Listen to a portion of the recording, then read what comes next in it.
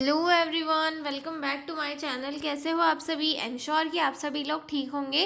तो चलिए हम लोग आज का वीडियो स्टार्ट करते हैं। इस वीडियो में हम लोग डिस्कस करने वाले हैं मेनिंगोसेल एंड माइलोमेनिंगोसेल में डिफरेंस। ठीक है, काफ़ी इंपॉर्टेंट क्वेश्चन है और मैं आपको बहुत ही सिंपल और ईजी लैंग्वेज में समझाने की कोशिश करूँगी ताकि आपको एग्जाम में हेल्प मिल जाए। और हाँ, मैं आपको जो है ज़्यादा डिफरेंस बताऊँगी इनमें, क्योंकि हो सकता है पिछले बार तो ये कम मार्क्स में पूछा गया था, लेकिन आगे चल के ज़्यादा मार्क्स में अगर पूछ ले तो आपको इसे लिखने में कोई दिक्कत ना हो, इसीलिए। ठीक है, तो सबसे पहले तो ये देखते हैं कि मेनिंगोसेल और माइलोमेनिंगोसेल क्या है, किस चीज़ से रिलेटेड है और क्या क्या चीज़ है ये। ठीक है, तो मैं आपको बताती हूँ। मेनिंगोसेल और माइलोमेनिंगोसेल जो है स्पाइना बाइफिडा के टाइप्स है। अब स्पाइना बाइफिडा क्या है? स्पाइना बाइफिडा जो है एक न्यूरोलॉजिकल डिसऑर्डर है, जो किस वजह से होता है। जब बच्चा अपनी मदर के वूम में होता है, यानी कि जो फर्स्ट मंथ होता है, उस दौरान क्या होता है, जो न्यूरल ट्यूब होती है वो बच्चे की ब्रेन और स्पाइनल कॉर्ड का फॉर्मेशन करती है। लेकिन कुछ एबनॉर्मलिटी के कारण जो स्पाइनल कॉर्ड होती है वो प्रॉपर क्लोज नहीं हो पाती, जिसके कारण कुछ एरिया नीचे साइड में ओपन रह जाता है।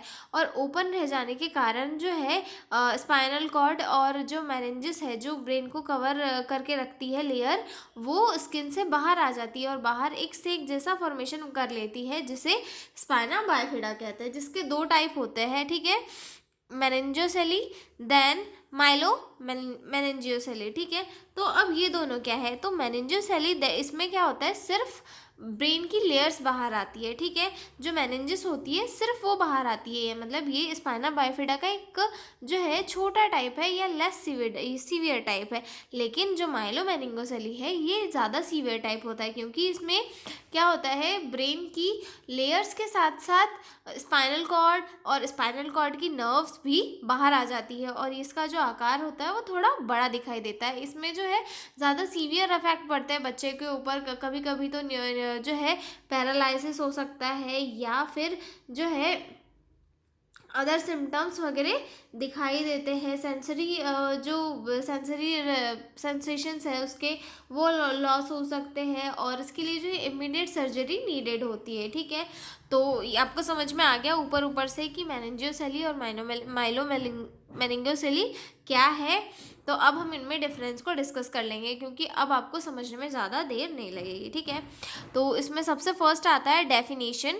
It is a type of spina bifida where only meninges protrude through the defect in vertebra। protrude का मीनिंग होता है कि बाहर आ जाना, ऑर्गन से कोई चीज़ बाहर आ जाना। ठीक है, तो जो मेनिंजियोसेली है वो क्या है, एक टाइप है स्पाइना बाइफिडा का, जिसमें जो है सिर्फ मेनिंजिस जो है बाहर आती है वर्टिब्रा के, मेनिंजिस ही सिर्फ वर्टिब्रा के बाहर आती है। ठीक है, और वहीं पे माइलोमेनिंजियोसेली क्या है, it is a severe type of spina bifida where meninges and spinal cord with nerves protrude through the defect। यानी और जो माइलोमेनिंगोसिली है ये एक जो है सीवियर टाइप है स्पाइना बाइफिडा का, जिसमें जो है मेनिंजेस भी बाहर आ जाती है, स्पाइनल कॉर्ड भी बाहर आ जाती है, नर्व्स भी बाहर आ जाती है, और जो है ये एक सीवियर टाइप होता है स्पाइना बाइफिडा का।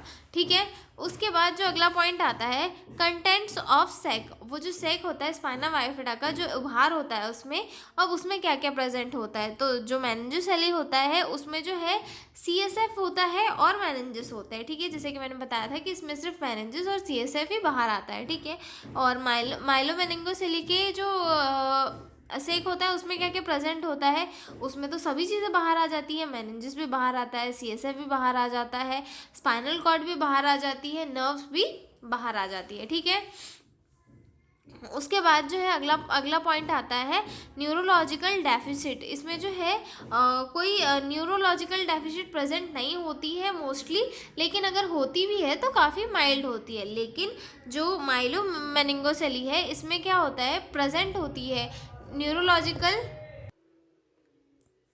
वो ज़्यादा होता है। इसमें जो है पैरालिसिस भी हो सकता है, लॉस ऑफ सेंसेशन भी हो सकता है, ये सारी चीज़ें जो है कॉज हो सकती है, ठीक है। उसके बाद अगला पॉइंट आता है सीवियरिटी। जैसे कि हमें पता है मेनिंगोसेली जो है एक लेस सीवियर टाइप होता है और माइलो मेनिंगोसेली जो है ज़्यादा सीवियर टाइप होता है, क्योंकि इसमें सिर्फ मेनिंजेस और सीएसएफ बाहर आता है और इसमें जो है सीएसएफ और जो हमारा स्पाइनल कॉर्ड है, मेनिंजेस है, सारी चीज़ें बाहर आ जाती है। तो इसमें ज़्यादा चीज़ें बाहर आती है, मतलब ये ज़्यादा डेंजर होता है, और इसमें कम चीज़ें बाहर आ जाती है, इसका मतलब ये कम डेंजर होता है, ठीक है। आगे बात करते हैं हम लोग अपीयरेंस की। तो जो मेनिंगोसेली है, a sac like swelling on the back covered with skin. तो जो मेनिंगोसेली है वो एक सैक लाइक स्ट्रक्चर होता है जो स्किन के अंदर कवर्ड होता है। मैं आपको इसकी इमेज बताऊंगी, उससे आपको और ज़्यादा क्लियर हो जाएगा। तो जैसा कि आप लोग इस इमेज में देख पा रहे हो, ये जो है माइलो मेनिंगोसिली का डायग्राम है और ये मेनिंगोसिली का डायग्राम है। तो इसमें हम लोग देखते हैं सिर्फ सीएसएफ और जो मेनिंजेस है वही ऊपर आई हुई है, और इसमें क्या है, स्पाइनल कॉर्ड भी आ गई है, नर्व्स भी आ गई है, सीएसएफ भी, सारी चीज़ें क्या है ऊपर आ गई है। तो ये जो है,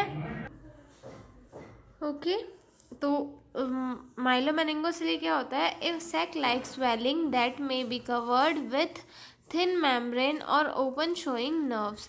तो माइलो मेनिंगोसेली क्या है, एक ऐसा स्ट्रक्चर होता है जो सैक लाइक होता है, उसके ऊपर स्वेलिंग भी प्रेजेंट होती है, कवर्ड होता है, लेकिन जो है कभी कभी ओपन भी होता है और उसकी जो नर्व्स है वो भी शो होती है, ठीक है। अगला पॉइंट आता है हमारा risk of infection less cause. जो मेनिंगोसेली होता है उसमें जो है काफ़ी लेस चांसेस होते हैं कि इसमें इन्फेक्शन होता है, कि इसमें इन्फेक्शन हो जाए, क्योंकि ये जो होता है स्किन से कवर्ड होता है, ठीक है। और माइलो मेनिंगोसेली इसमें जो है इन्फेक्शन के चांसेस ज़्यादा होते हैं, क्योंकि ये जो है कभी भी रप्चर हो सकता है, क्योंकि इसके ऊपर जो स्किन होती है या फिर जो लेयर होती है वो काफ़ी पतली होती है, और या फिर कभी कभी ओपन भी हो जाता है, जिसके कारण जो है इसमें इन्फेक्शन के चांसेस बहुत ज़्यादा हो सकते हैं। अगर इसमें इन्फेक्शन हुआ तो डायरेक्ट मतलब ब्रेन तक जा सकता है, क्योंकि वहाँ पर क्या प्रेजेंट होता है, सीएसएफ प्रेजेंट होता है जो हमारे ब्रेन तक जाता है, ठीक है। अगला पॉइंट आता है मोटर एंड सेंसरी फंक्शन। अब जो मेनिंगोसेली है इसमें क्या होता है, मोटर एंड सेंसरी फंक्शंस ज़्यादा अफेक्ट नहीं होते, ठीक है। लेकिन जो माइलो मेनिंगोसेली है इसमें मोटर और सेंसरी ज़्यादा चीज़ें अफेक्ट होती है। इससे कभी कभी जो है पैरालिसिस भी कॉज हो सकता है, साथ ही साथ सेंसरी लॉस भी हो सकता है, ये सारी चीज़ें हो सकती है, ठीक है। उसके बाद अगला पॉइंट आता है हमारा ट्रीटमेंट। मेनिंगोसेली के लिए surgical correction to close the sac and prevent infection, इसके लिए जो है सर्जरी की जाती है ताकि इन्फेक्शन से बच्चे को बचाया जा सके, और जो सैक बना हुआ है ऊपर उभार आया है उसे क्लोज किया जा सके, ठीक है। वहीं पे माइलो मेनिंगोसेली में क्या होता है, immediate surgery needed after birth. जब बच्चे का बर्थ होता है उसके बाद जो है इमीडिएट सर्जरी करनी होती है, क्योंकि इससे जो है सीवियर इन्फेक्शन कॉज हो सकता है, ठीक है। Long term management for paralysis and bladder control, और जो है लॉन्ग टर्म मैनेजमेंट के लिए भी सर्जरी इंपॉर्टेंट होती है, क्योंकि बच्चे को जो है सीवियर इफेक्ट हो सकते हैं उस स्पाइना बाइफिडा के कारण, ठीक है। उसके बाद अगला आता है प्रोग्नोसिस गुड आफ्टर सर्जरी। जो मेनिंगोसेली है वो सर्जरी के बाद में पूरा रिकवर हो सकता है, ठीक हो सकता है, लेकिन जो है माइलो मेनिंगोसेली इसके चांसेस कम होते हैं, क्योंकि नर्व्स डैमेज हो जाती है, जिसके कारण जो है पूरा प्रॉपर ठीक होने की गारंटी नहीं रहती, ठीक है। तो ये था हमारा difference between meningocele and myelo meningocele. I am sure कि आपको समझ में आ गया होगा। तो मिलते हैं हम अगले वीडियो में एक नए क्वेश्चन के साथ, तब तक के लिए बाय बाय। और हाँ, पीडीएफ नोट्स चाहिए हो तो डिस्क्रिप्शन में मेरा मेल दिया हुआ है, उस पर कॉन्टैक्ट करके आप लोग पीडीएफ नोट्स ले सकते हो। तो मिलते हैं हम अगले वीडियो में, तब तक के लिए बाय बाय।